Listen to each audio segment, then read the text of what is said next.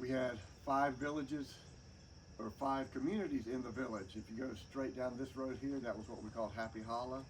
That's the oldest area. Up on the next road that parallels this road would have been Benjamin. This would have been Main Street. Behind us was Frogtown. And then across the creek is where the black people lived in what we call the quarters. Um, the schoolhouse was built in 1905. The mill originated in 1800s. Around 1886, Ferguson Barber bought it after the Civil War and created Fishing Creek Manufacturing. The Heath bought it in 1896 and created Manetta Mills. 1905, they did the big upgrade. They put in the newer mill, and we'll show you the pictures in here. And then the train came in 1905 as well. So come on inside.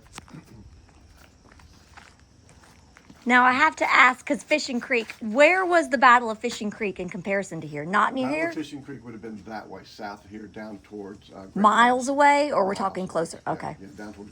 This actually feeds in. You know where the new Whitewater Center is in Great Falls? No, There's a new but I've Whitewater- heard about yeah. it. This feeds into it just above it. Okay, gotcha. Yeah, so that would have been down there. Yes, I love the Battle of Huck's Defeat is one of my favorites. Yeah, if the militia had attacked 8 hours earlier, it'd have been here. Because the militia actually came through here. So we always start with this one here. We'll start with the memorial wall. You know, in these small southern communities, there was a big patriotic, big armed forces. So these were the 8 gentlemen who died in the wars over time. So this would have been the office side of the mill, or of this building. So when I came here in 2000, the post office was still open. This side was closed. The mill shut down here in early 1991. Had a sister plant in Monroe. It shut down in 92, 93. So this would have been the office. All the artifacts in here are donated. A lot of these came from the Heath family. And this is just some of the stuff that would have been around. These are the Sanborn maps, which are really, really good because they show you all of its different structures. This would have been the original Fishing Creek manufacturing right here, as it dates here in 1884. And one of the original copies of the original Fishing Creek manufacturing stock certificate. This would have been a map of the village that we had, all the different houses. One of my goals is, and maybe you can help me with this in the near future as soon as AI comes out, I've been collecting pictures. So I know the styles of the houses. This would have been a 4-room house. There's like 2-room houses, the old shotgun houses, some of the bigger houses up here, 5 rooms. So I want to create an AI image of all of the houses so you can literally take a drive through the village. And I want to try to get some many people like my buddy up here. So if you click on the house, he can come out of the house and wave to you and say hi. So that's my AI task. Just show you a couple over here. They did this for Harry Heath. This is Harry, that's his dad, Gilbert, they're both Heath. Harry, 50s, 60s, 70s, and into the 80s. He died just before I came here in 2000. So they created this picture for him. That's our schoolhouse. We'll take you there. Did you get to see the dam? Mm-hmm. Yeah, and then the trestle above it. This would have been one of the older pictures. The Robinson racket literally sat right over here. And actually, if you go upstairs and look out, you can actually see where the grass is greener out there, where it actually sat. So this would have been here early on doing the survey maps and everything. If you go like this is what would have been industrial Lando, all that way. And then back this way would have been all agricultural. So originally when Fishing Creek started, Happy Hollow and all that was part of the mill. All of this was still agricultural. The Heaths bought all of this up. The Fudges actually owned this, and the Robinson, the Fudges, so they owned what the store here was for the longest time, and then they eventually took it over. This is not an accurate picture, but this is the only type of postcard that we have of what our village looked like, or would have looked like. I mean, I can't get exact from the other side. Again, we owned everything across the way. If you came down through there, you saw Walker's Mill, that's all us, or used to be us.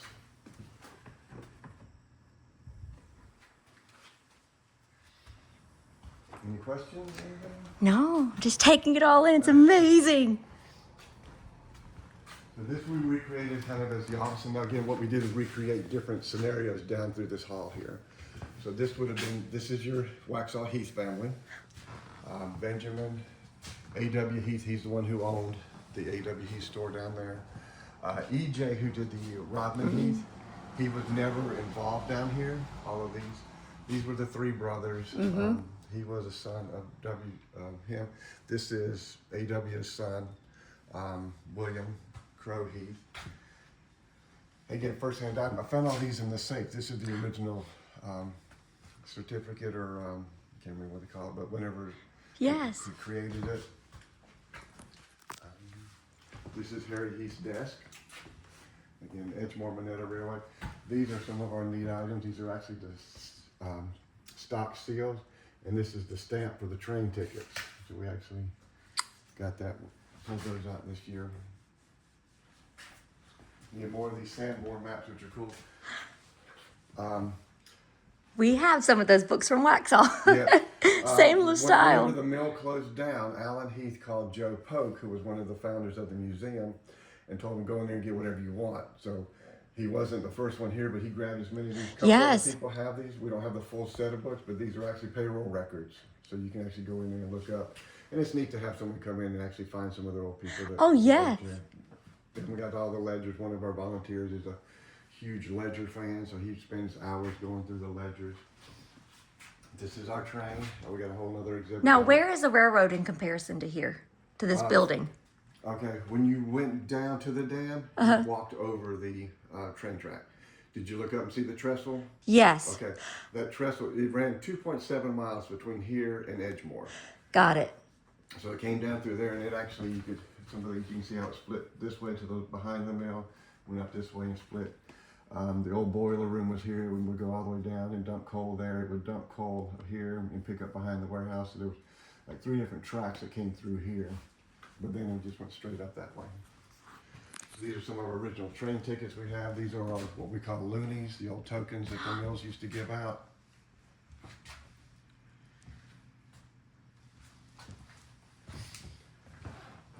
And the Heaths were bankers. Yes. So one of the banks, they were involved in the Bank of Waxhaw. So they created the Lando Savings Bank. One of my buddies loves to give the tours, and just the size of these. When they talk about money westerns, when they used to blow them up, how much. Oh fun my that is. gosh. And then this is a full walk-in safe. So it's kind of dirty from yesterday. But again, we still have all of these records here that we've gone through and such. The guy just threw that in there yesterday. Clean up. So, and this is the charters. I actually got the original one somewhere around here. Probably in there. All right, so we try to keep most of our valuable stuff in here locked up. Yes, it still works today. Yes. Oh, yes. I don't know the combinations to it, but I'm scared to lock it. Yes. So this is what I call the sociological hall. These are different families. And don't you remember the lady, one of the ladies who came down from Sun City to your event last week? Yes. She came yesterday. Oh. And again, the thing is to see grandparents say, oh, this was my great-grandfather and this is your great-great-grandfather. So one of my chores now will be to preserve. These pictures seem to be doing pretty good, but a lot of them that were inkjet printed are actually starting to fade because of the moisture that gets in them. So we recreated this as the veterans room. Right down the road used to be a VFW. So when the VFW shut down, we were able to go in there and get some artifacts out of it and everything. But again, the small southern communities and their large patriotism. We have one gentleman who was a prisoner of war in World War II. One other gentleman actually witnessed the atomic bombs testing in the Pacific. So even in the 40s, people would say they were from Landau. Like it was like a Waxhaw. Yes. The people still say they're from Lando, yes. And how, so it's a, what would you call, I know it's not a town, it's a village. It was a mill village. Yeah, we never everything was owned by the mill. They provided the electricity at the end of the mill race. They actually put in a water wheel down there that generated power, which they sold to Duke Power, which they sold back to the community. And then we've got all those agreements and everything in there from the years of doing that. In the 50s, the Heaths built their own sewage plant, which is now the Chester County sewage plant over there, which is built in the 50s by the mill. Took over when they put in rest areas, the county wanted it for the rest areas. But now, 50, 70 years later, that still little thing's gonna house all of these. So that is our biggest issue now, especially being owned by property developers. We got full upstairs. They used to show movies and such up there. I just want to get the stairs.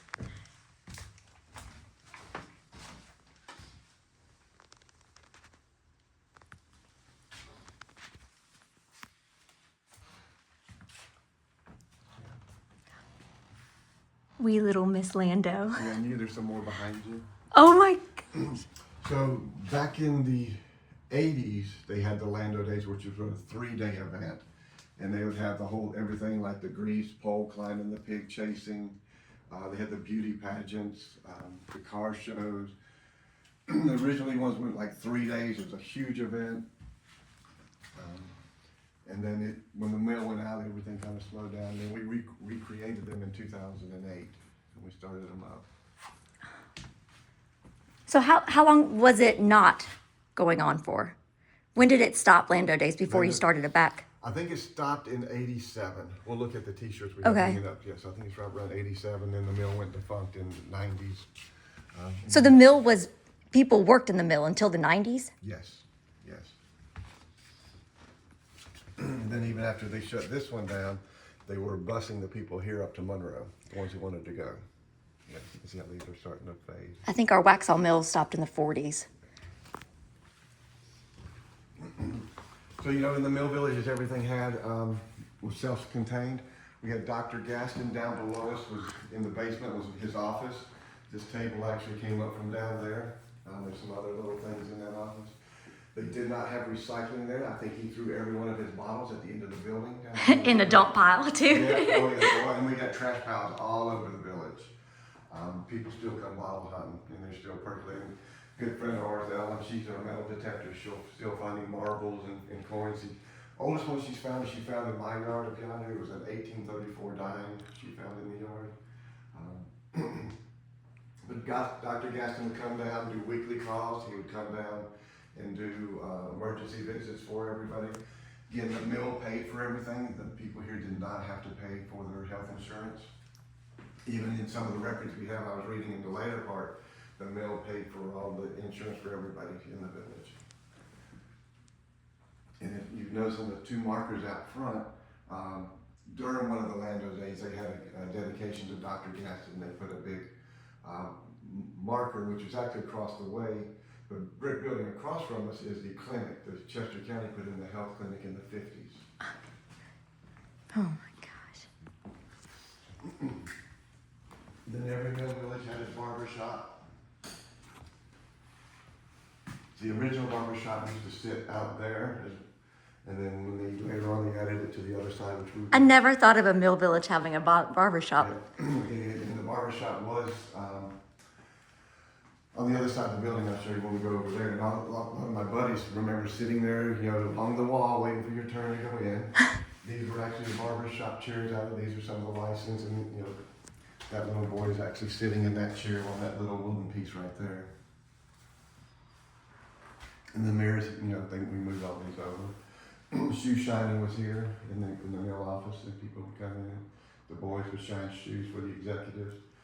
And this was just for people that would do this. It wasn't the community. It was if you worked or had family that worked in the mill. Correct, yeah. That could come. It wasn't a community center. It was only if you worked or had family. Yeah.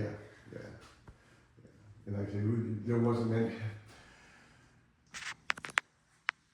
Lando was an isolation out here because, you know, you had Springs in Chester, you had Springs in Lancaster, and we kind of popped up over here. But we were the oasis in eastern Chester County. We did everything on our own. When they built the school, there were no records of our schoolhouse because the mill built it. But the state of South Carolina paid for the teachers. So they paid for everything. So if you lived within a radius of here, like say a couple mile radius, you worked for the mill or had association with the mill. Or a farmer. Got it. Yeah. This lady here, Helen Bolton, she actually did hair in the community. In my house up there, she used to do hair in my back room. She has 2 vents cut in the side where she would vent them out. What do you mean your house? The 2-story house I squat on a house up here. I'll have to show it to you in a little bit, yeah. It's one of the oldest houses in Chester County. Hopefully I can get them. I got them to give us this, so I'm trying to get that as well, but we'll see how that goes. Oh my gosh. We had 2 restrooms. One thing I always tell people is that the men's bedroom, because it was a patriarchal mill run by men, the men's bathroom is twice the size of the women's. And this was the original bathroom. I mean, it wasn't recreated. It was the original. He's had a girlfriend in the 70s who was an interior designer, I think. So she kind of modernized. And that's the 1970s wallpaper? Yeah. So Alan Heath was a big hunter, big equestrian. He's outdoors. So she kind of did this. And there's another house in one of the pictures, is what we call the Yellow House. They call it the Playboy Mansion because Alan Heath used to go up Let's there see and the difference. have his lunch up there. So she did that in equestrian style as well. That's a lot smaller. Yeah, I've tried to introduce these people to gender neutral bathrooms. It just did not work. Another one of our claims to fame is our schoolhouse. We do have it on the National Register of Historic Structures. Built in 1905 by the Heaths. It is believed and highly suggested that it was built by or designed by architecture Frank Milburn. Milburn did Mr. Heath's house in Charlotte. Are you familiar with the Midwood area? Mm-hmm. If you're right there, you know where the Salvation Army is? That's where his house It's is. in the book that you guys did. Yes. I have a copy of that. Yeah, that's where his house sat. So Frank Milburn was doing his house up there and also doing the Capitol in South Carolina. So in his travels back and forth, I believe he supervised this building here. And we'll take you over there if you want to get adventurous and climb around it. Yeah. Yeah, so it was in operation, built by the Heaths. Like I said, there's no records. Again, Chester County has records of the colored schoolhouse, they call it, which was on the other side of the creek because Chester put that one in. But the Heaths supported everything here. His second wife was a school teacher, and they went on their honeymoon did a Mediterranean tour, and she fell in love with Italian architects. So that's, and one of Milburn's trademarks are round windows. These round windows in the front. Yeah.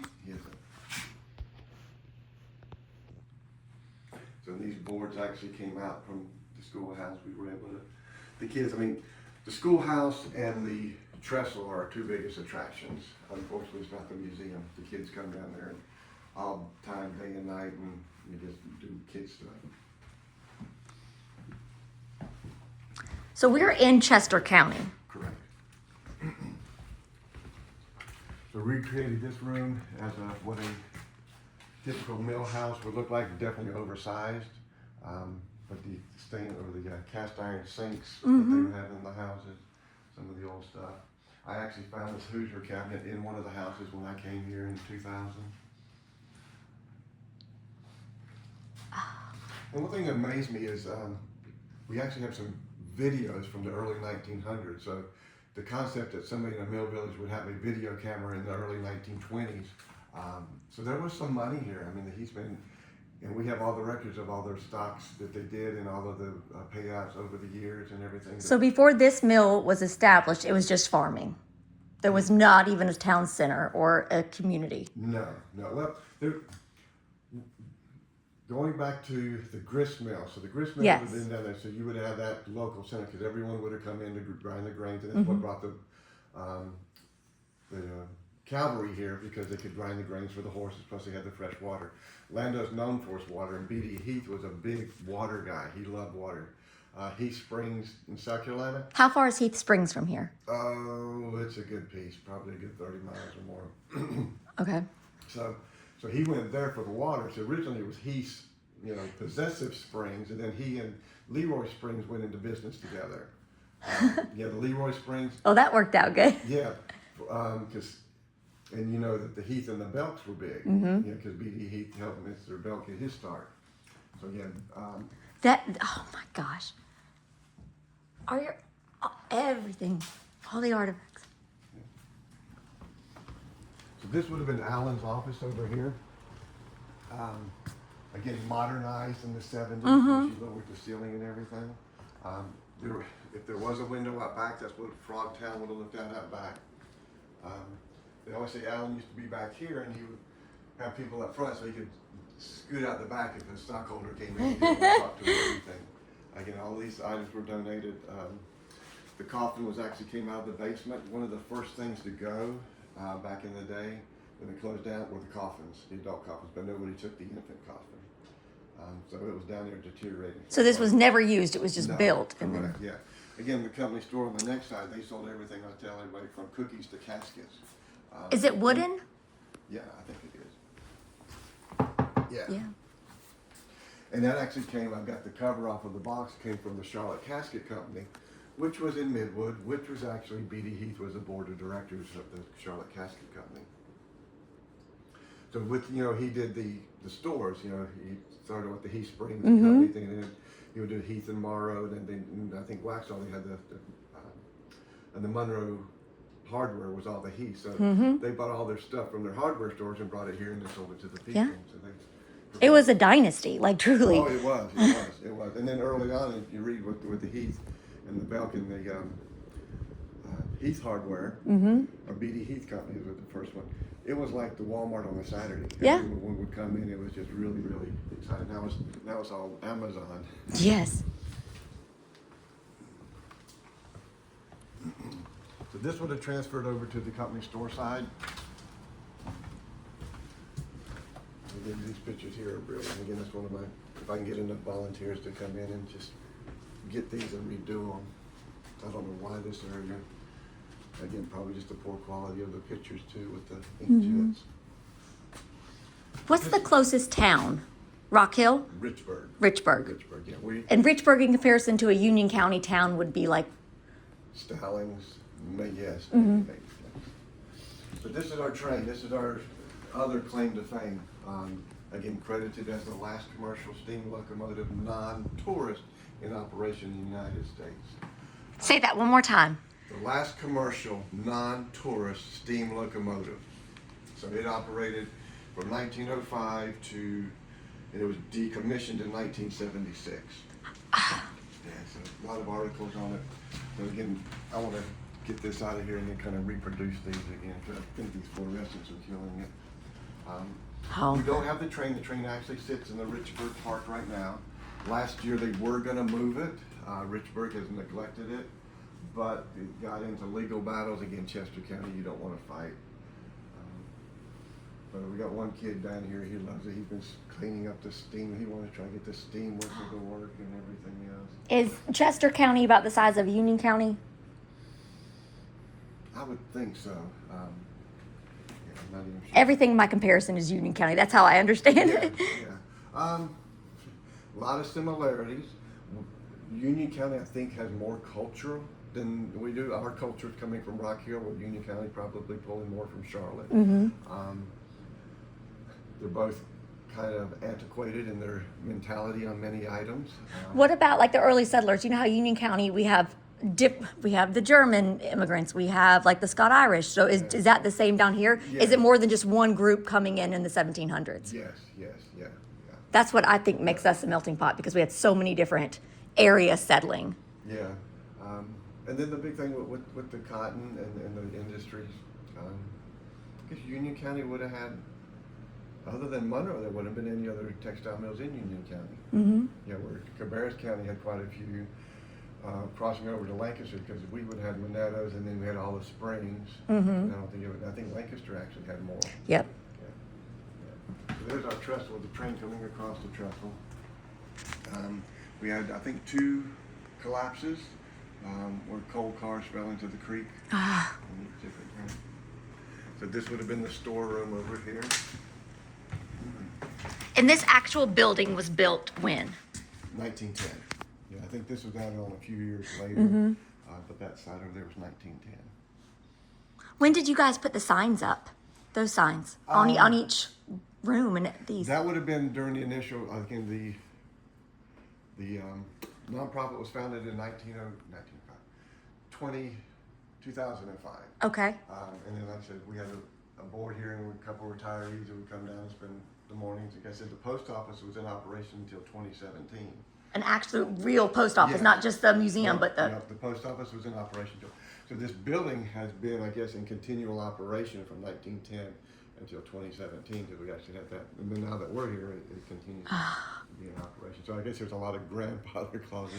If you look at the one. And most everything in this room was donated or was found here, like in storage and things. Most of this is donated through here. All the books and stuff on the other side were here. All community members, like locally. Yep, yep. Yep. Do you have oral history? The Old Mill Streams, which was at publications in the 70s, the Methodist minister got a grant from Polaroid to do a photographic history and an oral history. So yes, we have, and I'll show you those two books here. And that's one of our reasons. What is this? That's the meat locker. It's in our storage. Used to hang the meat in there. And these, no, these aren't windows. Yeah, no, the doors you can serve out of or pull out of there. Yeah, again, we did. And this wasn't moved here. This was actually part of This this. is part of the building, yes. So this will be ours. Oh my gosh. There's another meat cooler right here. That's kind of why the floor's sinking down, because it's sunk in. So when you come in, everyone says when you come in Frogtown, everyone would come in this door. And this was all nuts and bolts and everything else. He said they had a tray for everything lids you could ever want. Because the mill wanted something. He said, go up here and get it. Go up here and get it. Or make it, because you wouldn't buy it. Yeah. But we would cut our own meat. We would embalm our own bodies. We would do everything right in this building. So the meat cooler was here. Beaten bodies. Yeah. And one of my goals is we got this Coca-Cola machine and it was working. It still works. When we bring the school groups through, you give them a dime and you get a Coca-Cola in a moon pie. And when you get to the front, you put your bottle up and you get a nickel back. Now, do you do school groups currently? We did a couple. Again, with the lack of volunteers, we don't have. It's kind of hard. But again. But you would if you had volunteers. Yes. Oh yeah, we would love to. We got the program directed with the course of studies, and my wife is a teacher. Yeah, I can fill in. I can make a lot happen. And then I did a lot with the schools. This would have been the store with these items here hanging down. Actually, it was an elevated upstairs. You can walk up. So we got all these, recreated this kind of as the butcher shop. That actually is our original butcher block over there. That's one of our good items, and all of these meat hooks and everything came out of the meat cooler back there. And then I want to recreate the candy counter and kind of recreate the general store feel over here. So if you lived in this mill town, you wouldn't have to leave if you didn't want to. Everything you needed was here.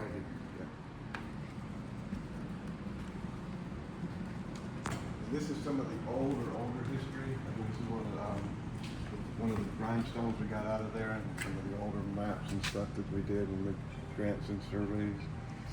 And Now, what is this? that's a grindstone.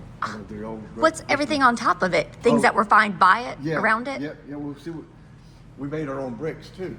So all the bricks in this building and all the bricks in the schoolhouse were made down there in the mill site. When the old timer who showed me around, there's still 2 brick kilns down there in the park. And I found where they would actually churn, and they would actually probably use a mule to walk a churn and churn it all up, because they would flood at the lower end of the mill. If you go back and look, you go from the dam, it kind of breaks out like this, and then they kind of did all their brick making down on the lower side over there. It's a big kid's playground. Robert Mills came through here in 1820. So he came across the Lansford Canal and came over here, and he drew this picture. This picture? I recreated it, but we do have the original. Tulane has the original. Where is that? Tulane University. Okay. That's like Mississippi, I think. But this is Robert Mill. That's Robert Mill's interpretation of what Mill on Fishing Creek. Road to Chester. Yeah. So that's, and he picked the sawmill, and then there's another structure over there which probably would have been the fulling mill, and then the grist mill would have been closer to the water. But one of my research is trying to figure out how the sawmill would have worked, because it was up off of the creek, so it wouldn't have been a water power. So researchers told me it would have been like pit, so they would have somebody in the pit and move up and down like that. So, and they would have had slave labor at the time too. These are our blankets. Made here, like at this mill. Yep. Anna gets upset with me. She goes, "You buy another blanket?" Now, do you find these like on eBay or? Yeah. If I can find one for less than $30, I usually snag it up. But some of the really nice cotton ones are going for $50 to $75 now.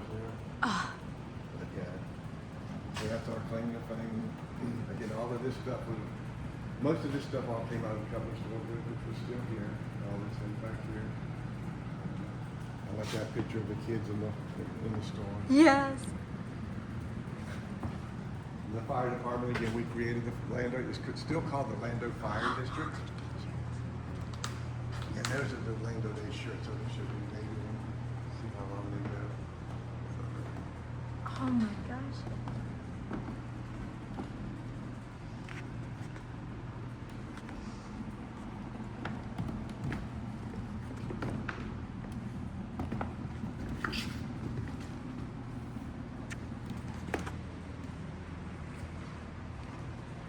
This it actually went to 89, would have been the last one. They put the Simpsons. Oh, I love the building one. Yeah. The Lando School building one. We started doing when we took over, so those would have been, I think, yeah. Is this a cheerleader uniform? From Louisville. We got that yesterday. That's the bell off of the train. So I haven't got a home for it here yet. I'm thinking about maybe moving the schoolroom and making a whole train display in there. So that was pretty exciting. So then, Where was the baseball field?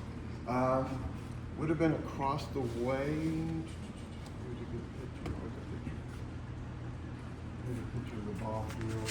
It would have been across, because we owned across the road as well. So the original one would have been over that way. A good picture somewhere. It's a really nice wooden bandstand you can see there behind me. Or actually grandstand. And he's built a bandstand and everything too for the community. And did any Heaths actually live in Landau or close by? Gilbert lived in Charlotte. I think he had a house in Chester. And then Harry lived in Chester. Okay. Yeah, it would have been up till Gilbert, because I know all the other ones were Charlotte, and they came down. And then Louisville's a big one here, and all the churches, each church has a spot in here. He's originally created Unity Church, and they all would have shared one church kind of right over here in the field beside the fire department. Then the Baptists split off and created one. When I came here in 2000, the old Baptist church, which was the Church of God, was still up there, and it was spooky. And they eventually tore it. I think it's really neat that we both have a Heath Memorial Church. Yeah. Union Methodist Church. Yep, and there's a In Waxhaw and here at Landau. yeah, and yours is kind of outside of Waxhaw, right? Yeah, It's towards South Carolina. Well, it's actually where they own some land out there that way. It's probably within 4 miles outside of the town of Waxhaw. And there's another black church across the road. When I was working with Andy Heath, they built that one too. Heath gave a big Methodist contribution. So they were Methodist. Yes, Mr. Heath was, B.D. Heath. And these are the people who did the old mill streams. This would have been the Unity Church. It was actually, they added the pillars, but it would have been that small.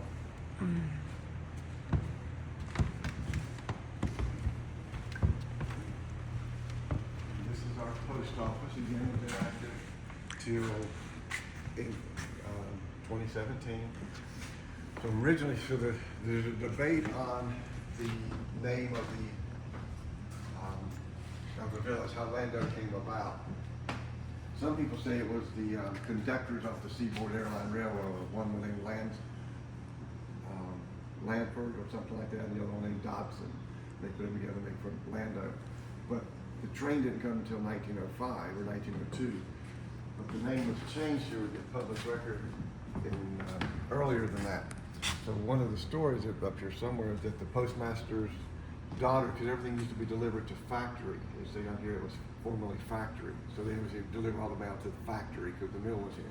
Well, she didn't like factory, so she wanted a name. So she went to a book and she found Lansdowne, and she didn't like Lansdowne, so she shortened it to Lando. I tend to believe that one more again because of the documentation shows that we were active with the seaport until later. Another thing is So before that time, what was it called? factory. Factory. Factory. You know, with the train, the one that we have now, a lot of people, we have three of them. We have the original one that came in when the line was built, which was the number 3. And I don't think it lasted very long at all. And then they bought the number 4, which they called the Dinky, which was a workhorse, an iron mule. And it worked from probably the 1920s up until, I think, the 50s.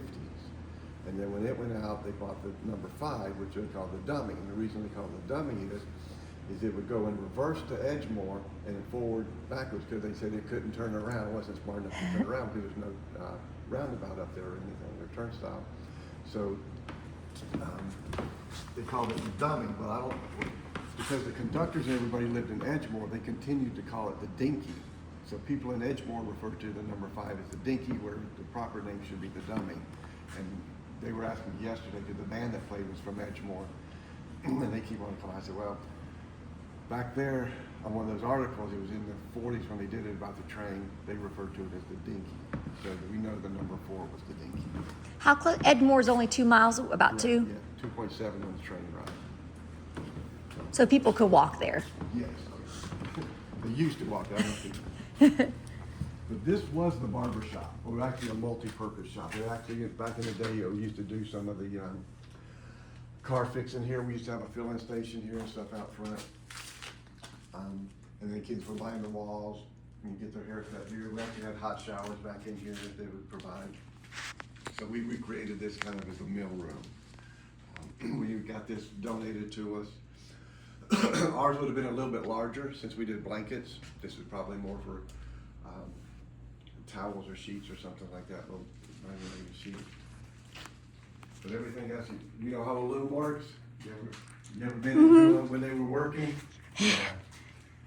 The shuttles go with these slapstick, I can't remember what they call them, but he just basically slaps it back and forth. I remember going in Canada Mills. I actually got to go in Atherton Mill before it shut down, and just a pop, pop, pop, pop, pop, pop, pop, pop, pop. I think we probably had well over 200. Oh my gosh. Now you would say 80% of these items were not originally in this building, donated by the community, or out of everything you guys have in this building, the whole entire building? Oh, the whole entire building, I would probably say Or 90% of it all came from here. Yeah. Like I said, this didn't. So it was truly a gold mine that was left here. Oh, it was like I said, it's a big kid's playground. It was just unbelievable. Like I said, when I got here, 90% of the mill was left, 75% of the houses were here. People living in there was probably 120 houses when I got here, people living in 20 of them. 75% of the mill was here, the warehouse was still here, the train bed was still there. And have a lot of those houses been torn down? The houses that weren't being used, have they been torn down now or still? Yeah. When they come in to clean up, you know, it's kind of miraculously or mysteriously how all of a sudden these abandoned mills catch fire. Well, ours caught fire, and then they came in and That's the stack that. Correct, that's what's left. The Joe Lanford, again, he used to be the town manager for Rock Hill, bought the property. He bought it all for $1 million. So then he actually did the cleanup and everything else to get everything out of here. So yeah, he put a lot into it. Another interesting thing, this here was actually a tester. You put a piece of yarn on there and you crank it until it snaps, and you can see whenever it breaks. But the Charlotte Textile Supply Company, B.D. Heath was the board of directors of that one as well. Yeah. So these are some of our oldest pictures.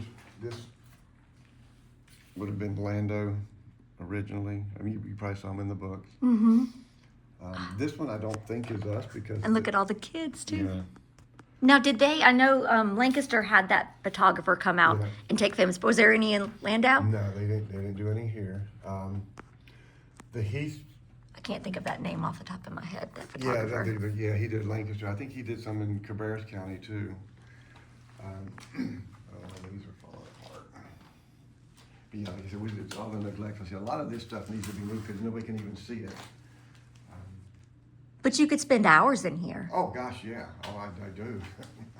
Like I said, but you got to stay focused because there's just so many little things. And as we move forward, right now, I'll tell you a little. So when we found ourselves with the original members, I could not be on the board because the board of the rules basically said if you weren't born or lived in Lando, you couldn't be on the board. So the original president, Joe Polk, before he left, he changed it. Said if you put in enough time and you admit good stewardship, you could get on the board. So I was able to get on the board at that time.